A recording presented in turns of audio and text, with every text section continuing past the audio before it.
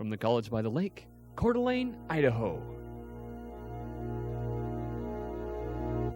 Local, regional, national, and international guests discussing the issues and topics affecting the way you live are on Forum, the North Idaho College Public Forum, with your host and moderator, political scientist Tony Stewart. It is my pleasure to welcome all of you to the North Idaho College Public Forum on the eve of the general election on November the 3rd. I shouldn't say the eve, it's 2 or 3 days out for us, but it certainly is next week. And what we thought we would do on today's program would be to talk about the election, and we want to identify some of the initiatives that are on the ballot or constitutional amendments in the state of Idaho. And while we're doing that, we will recognize the fact that there are some important issues on the ballot in the state of Washington, because a lot of our viewers are in that state, and I'm sure other states that view this program have other issues too. May I start by indicating that, of course, in addition to ballot issues, there are very important offices that are up for election this time, and you will have some very important decisions to make. It is certainly not the purpose of this program to take a stand either in favor or opposition to any of the initiatives or the candidates. That is your decision. We're only here to bring to your attention some of those questions that might be helpful. We would further recommend that you look at the voters' pamphlet that are issued in states like Washington, Idaho. Also, the sample ballot is available at the county courthouse in the county you live in, and there are descriptions on that ballot. It's very helpful to you before you go vote if you have the opportunity to read that, because the ballot is quite long in both Idaho and Washington. And again, I'm sure that's true in other states that I do not have that information before me. I'm so pleased that the 2 regular panelists on this program are joining me today. We don't have a regular guest like we normally do. And they've both been kind to be here to talk with us about this. And I, as always, welcome Janelle Burke, who is an attorney in the state of Idaho.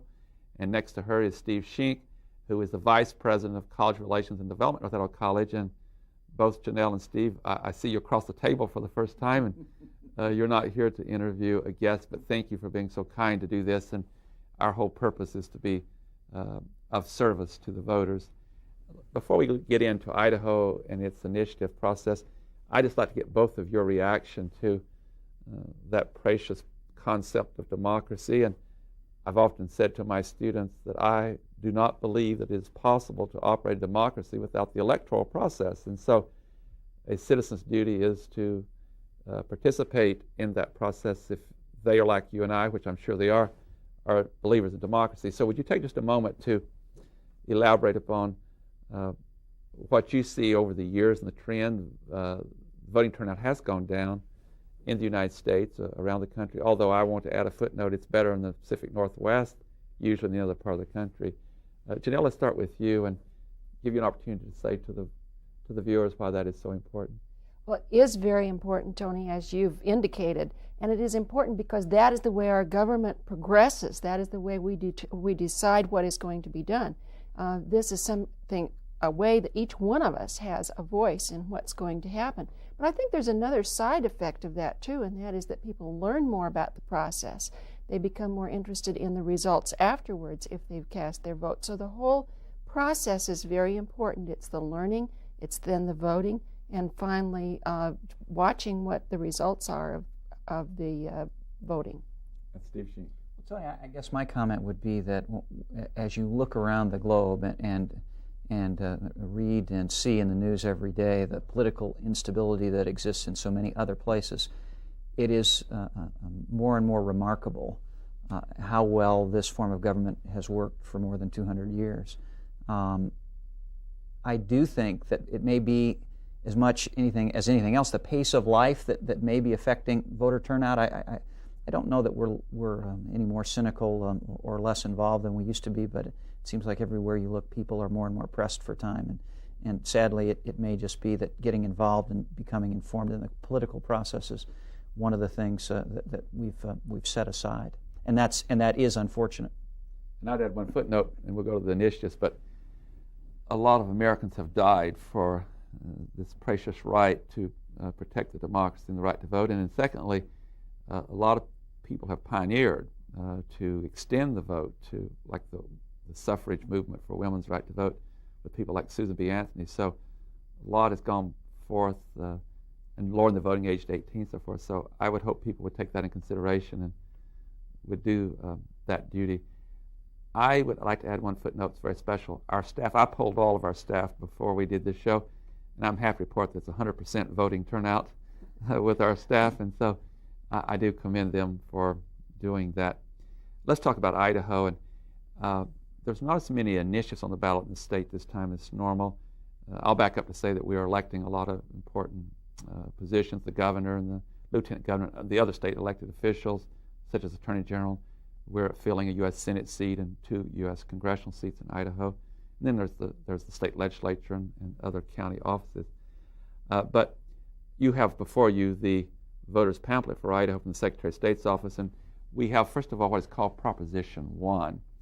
This is the third time in recent years in which the issue of term limits has been on the ballot in our state. Proposition 1 is titled, in the voters' pamphlet, "The Initiative Allowing Congressional Candidates to Sign Term Limits Pledge Informs Voters on the Ballot if Candidate signs or breaks the pledge." As I indicated, this is Proposition 1. The question on the ballot will be, shall the above entitled measure proposed by Proposition 1 be approved, yes or no? Now, Janelle, I will start with you, and I want to say to the viewers again, we're here to simply read the position that's in the voters' pamphlet, not our own position. And which side do you wish to take first on this one? Well, Steve and I have agreed that I will explain the position of those people who favor Proposition 1. And then Steve will take and read the position of those who oppose it. And so would you do that at this time, Janelle? Well, I'd like to start with just one comment. So often initiatives, propositions are difficult to understand. This is a relatively easy to understand proposition. It does not require that the person sign the pledge to limit themselves to a certain number of terms. And that is, by the way, 3 terms for a person who's in the House of Representatives and 2 terms for a person who's a senator. This particular proposition deals only with the congressional people, United States Congress. It does not deal with state officials that are elected. With those preliminary remarks, the people who favor Proposition 1 indicate that they feel like Idaho voters have a right to know whether a person is going to be a citizen representative, that is someone whose terms are limited, or a professional politician. And that is one of the reasons that they want to have that particular proposition passed. They also indicate that the Term Limits Pledge initiative, and this is actually a term limits pledge, gives candidates that opportunity to inform voters where they stand before voters elect them. And they voluntarily agree to limit themselves to, as I said, 3 terms in the case of House of Representatives delegates and 2 terms in the case of senators. Term limits, one of the arguments in favor of term limits by those who favor Proposition 1 is that term limits encourage greater citizen participation in government. And what the argument here is that citizens of all professions and backgrounds have more opportunity to run for office because the position is going to turn over more often. It's going to turn over at least once every 6 years in the case of representatives and once every 12 years in the case of senators. They indicate that the people of Idaho have supported term limits in the past. Both times that it has been on the ballot before it is passed, and there is a recent Boise State University research study that shows that nearly 80% of Idahoans want to keep the term limits. Another argument that is put before by those who favor the proposition is that term limits decrease the influence of lobbyists. They feel that once a person is elected long-term, that person tends to be more influenced by certain lobbyists. They tend to become friendly, or they tend to go toward that particular kind of influence. And so they believe that term limits will decrease the influence that lobbyists and special interests have.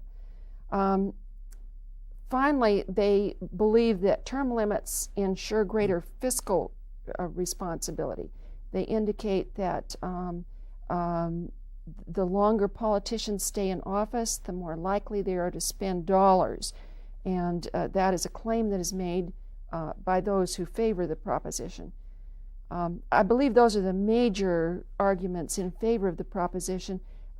They believe that when you turn over the position more often, that there is less corruption in government. So I think the bottom line is really they want to know who are the citizen representatives and who are the professional politicians. It's a rather long presentation in the voters' pamphlet. That's correct. It's quite a number of paragraphs. I'll just add one other thing that they argue for too. They say by having those limits that there are more competitive races because there's more open seats more often. Yes, that has to do with the fact that if you've got more open seats, you're going to have more competition. More people are going to run for the office, is the argument. Now, Steve, we need to turn to the other side, and certainly there's individuals that are well known too that are opposing this particular Proposition 1, or they oppose term limits. And so if you would read some of their arguments. Tony, I'd be happy to. The first that I see on the list that opponents of Proposition 1 cite is the fact that that earlier propositions of a similar type have been declared unconstitutional, both by the United States Supreme Court and by the Idaho Supreme Court. For congressional seats. For congressional seats, that's correct. And I think we're going to talk about local elections a little later in today's program. In the view of opponents, this is nothing more than a rewarded effort to gain approval from the Idaho court, and it would be their view that this current version also will face court challenges. And I don't know, you're much more of a congressional and legal scholar than I am, both are for that matter. I don't know whether you want to jump in at this point and make any comments at all on I think we'll let you go ahead and finish. All right. Another point that they make is that term limits, and I'll read this part, is based on the arrogant assumption that the voters are incapable of deciding who they want to represent them in Congress. Term limits have failed to assure that any elected official is more wise, more honest, or more energetic because he, and I'm going to interject she, is incapable of running for re-election. Another issue that opponents to term limits cite is that, and this is one that did pass the logic test to me, and another one that you may want to comment on when we're finished here. If the ballot can be used to describe a candidate's position on term limits, other special interest groups will surely seek to have their pet issues receive similar treatment. Now, what they're referring to here, if I understand this argument correctly, is that the current proposition would require that anyone who breaks his or her pledge to voluntarily limit their term of service would have that information printed next to their name on the ballot the next time he or she ran for election. And in the view of opponents, this would result in other issues, other positions being listed eventually on the ballot as well. They would say that people who feel strongly about abortion, nuclear waste disposal, property tax relief, animal rights, etc., would want a similar ability to have their candidate's position listed on the ballot. And their point is that electioneering should end at the ballot box, and that any type of campaign information should be prohibited from the ballot box. And finally, opponents to the proposition say that Idaho is a small state. We have 2 members in the House of Representatives, whereas California, for instance, has 52 United States representatives. New York has 31.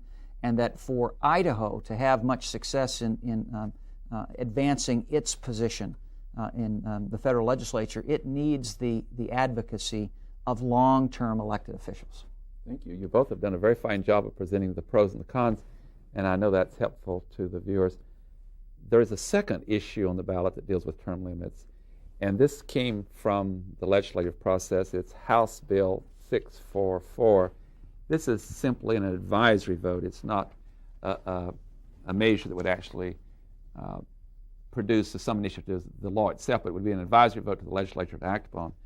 Again, there's in the pamphlet both the pro and the con, and it's an advisory question asking whether ballot access restrictions should be continued for other offices since they are inapplicable to members of Congress because of the U.S. Supreme Court decision. And so the yes and no vote here would mean, do you want to advise the legislature and state government, should we keep those or should we not keep those? They're in place, and they've not been declared unconstitutional. There's limits on the terms for governor, lieutenant governor, attorney general. There's limits on members of the state legislature. There's limits on county offices and even local districts. So again, could we possibly do the same as we did before? Janelle, would you take the arguments, the key arguments? They're similar, but just briefly review those that would be in support of the House Bill 644. Yes. One point that we should make before we begin is that those restrictions are not presently in place, and they're not going to be in place until 2004. They've been passed, but it takes that many years for it to. They gave so many terms, and those will come up at that time, and then people will not be able to run for another term. That's correct. So basically, what we're doing is there is a period of time here when we're in the state of limbo, if you will. And so at this point, the question is whether or not to continue with those statewide offices. And by the way, and that does reach down into the local levels, yes. And I was going to point out as well to such things as school boards, for example. So it's very local as well as statewide offices, and it would include the state legislature. A yes vote on this particular advisory question would keep the term limits in place for the statewide holders, and that would include the governor, state legislators, and it would include the local officials. Another argument that is in favor of the advisory vote is that term limits are needed in states where term limits have already gone into effect. Voters have had more choice at the ballot box, and that has to do with what you mentioned last time. When we turn over positions, more people have an ability to run, and more candidates will run for office. Without term limits, we don't have very competitive elections in Idaho, according to those who favor the advisory vote, favor an advisory vote of yes. According to their figures, only 18% of 1998 county races and only 7% of state legislative races are competitive open seat elections. In other words, an incumbent is running for the position. Over 73% of incumbents in the legislature were unopposed in the primary elections. So the thought is that with term limits, there would be more opportunity for people to run. Of those, for example, with the incumbents in the legislature, over 73% of them, as I mentioned, were unopposed in the primary election, but even worse, more than half of those would have no opponent in the November election, so they're running totally unopposed. They, of course, mentioned that in the past years when it's been voted on, it has been, people in Idaho have supported term limits. They also mentioned the argument, which they had mentioned before with regard to the congressional seats, that lobbyists and special interest groups have lost power in states where the term limits are in effect. Those who favor a yes vote on this advisory vote believe that term limits ensure greater fiscal responsibility and lower taxes, although I'm not sure what the basis for that is. I mean, that seems I'm rather... going to cut it here for time and get to the other side of the argument, and because some of those are the same as using the other argument, because I do want to get to the constitutional amendment. But can I make just one more point? That the voters always have the power to keep any elected officials they want, because those people can run by being write-in candidates. So that's another way. Thank you. Tony, it's always interesting to me at this time of year how opponents and proponents of the same issue can both use statistics to support to support opposite points of view. But let's talk for just a minute. Opponents of term limits would say that they aren't necessary in the first place, that in fact there's already enough turnover in local elections to make them unnecessary. They would say, for instance, that in city offices, mayors turn over on the average of 31% of the election. county offices, commissioners, sheriffs, treasurers. In about 33% of elections, incumbents turnover. And in school boards, over the last 4 election periods, there was a 21% turnover of incumbents. In the state legislature, a 25% turnover. So one argument the opponents would make is that the term limits are unnecessary to begin with. Some of the other arguments are similar to those we presented before. Loss of voter control. A central argument that opponents to the term limit concept would present is that it takes control away from the voters. We have control already. All we have to do is go to the ballot box and exercise that control by voting for or against whomever we choose. Loss of experience, we cited that before too. Term limits, according to opponents, will rob Idaho of our most effective, most experienced office holders. And one of the other, the argument about the fact that on the federal level, the U.S. Supreme Court has already overruled term limits. They cite that again in this case. And finally, they would say that term limits hit local governments hardest. I'll read from their position statement. That causes a real problem in areas of Idaho where it is already hard to find good people to run for local offices. Even the backers of the 1994 initiative now realize this needs to be changed. Thank you for giving the pro and the con on that one. You've been just wonderful in making very clear presentations. I do want to move to Washington just for a moment because I really am sensitive to our viewers there. They have a number of issues, and there's 4 I want to point out. They're going to be voting on the minimum wage and whether it's to be increased or not. And of course, that is a major economic issue, and there's a pro and a con, of course, in their voters' pamphlet. The next issue is affirmative action, again, whether or not it's going to be changed in any significant way as it relates to government employment in the state of Washington. The third issue is a question on abortion, which is always a very complex and very controversial issue. And again, there's supporters and opponents of the initiative. And then they have a question on marijuana and its relationship to medical use, and physicians and nurses and other people in the society having different positions in relation to that issue. So I would urge the people in Washington to take a look at those, and I apologize that we don't have time to identify those and talk about the arguments. But back to Idaho, there are 7 resolutions on the ballot dealing with changes in the Idaho State Constitution. And going back east, where the constitutions are 200 years old, to the west, where they're over 100 years old, we add many more amendments to state constitutions than we have the U.S. Constitution. In fact, the average state constitution is 27 times longer than the U.S. Constitution. So election after election, we deal with questions. And I simply want to identify those for our listeners and viewers. The first one is called House Joint Resolution number 6. And I'll just read one sentence. And again, I would urge you to take a look at more detail that's available to you, such as a sample ballot.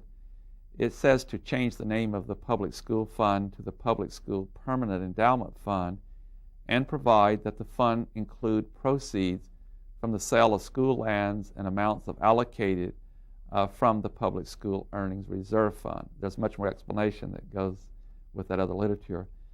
House Joint Resolution 8 is the second one that I would bring to your attention, and it is to change the name of the Public School Fund to the Public School Permanent Endowment Fund, and provide that earnings of that fund be deposited into the Public School Earnings Reserve Fund, and provide for distribution. Our third issue on the Constitution is Senate Joint Resolution 101, and it is to delete language relating to salaries of Supreme Court justices that are now placed in our Constitution in Idaho.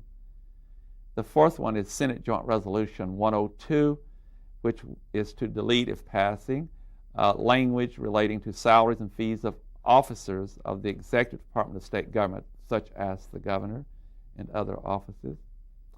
The next one, which would be number 5 of the 7 that we're looking at, is Senate Joint Resolution 105, and it is to delete the prohibition of a person under guardianship from voting, serving as a juror, or holding any civil office. I would just add a footnote here that under the present Constitution of Idaho, it prohibits any person who is legally listed as under guardianship from voting in this state, serving on any jury, or holding any civil office. And if this was passed to delete that, then it would be by case-by-case basis a determination of whether that some people could and some people could not vote and serve, depending on the status of their guardianship.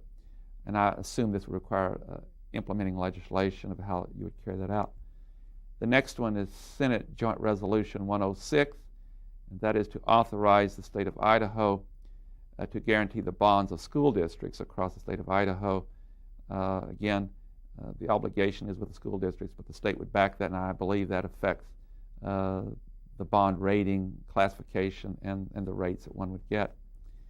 And last is Senate Joint Resolution 107, which is to clarify limits on state debt and liabilities, provide for publication of intent to create state indebtedness, and accept from the definition of debt ordinary operating expenses that will be repaid during the fiscal year. And it has to do with capital facilities, and there are limits on that. All those 7 that I have read you either emerged from the House originally or from the Senate. That's why they're called House Joint Resolution, Senate Joint Resolution. And it is the wishes of the legislature to place these on the ballot to give you this consideration. So, Janelle and Steve, what we have seen here today, here in Idaho and in Washington, that they are issues that we address other than the candidates, and all of that is important. And we have just about a minute left. Either one of you would like to make a comment about why that is part of the democratic process too, that we actually get to affect legislation?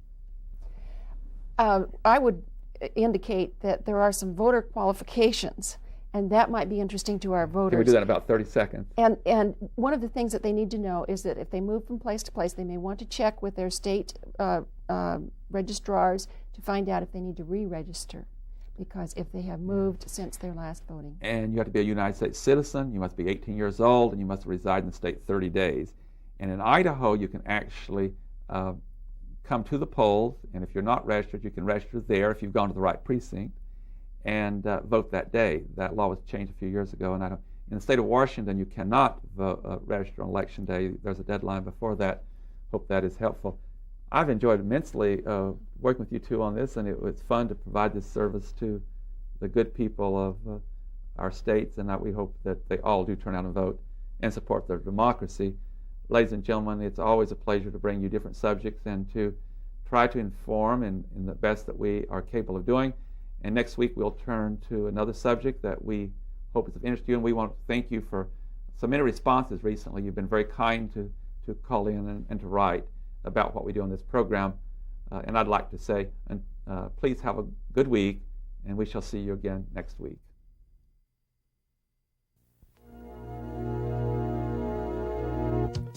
The North Idaho College Public Forum was videotaped live from the studios of Instructional Technology on the campus of North Idaho College for viewing at this more appropriate time. We invite you to join us again next week for another all-new edition of the North Idaho College Public Forum on this public television station.